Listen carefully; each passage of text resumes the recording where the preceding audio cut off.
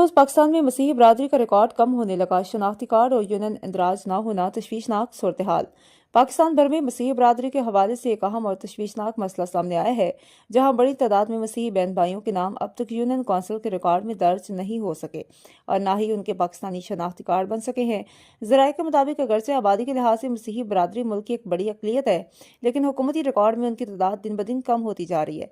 इसकी एक बड़ी वजह यह सामने आई है कि कुछ चर्चेज और पादरी साहिबान सिर्फ अपने महदूद हल्के तक अफराद का रिकॉर्ड रखते हैं, जबकि ये ज़रूरी है कि तमाम अफराद का इंदराज यूनियन कौंसिल में भी करवाया जाए ताकि वह बाकायदा तौर पर रियासती रिकॉर्ड का हिस्सा बन सके।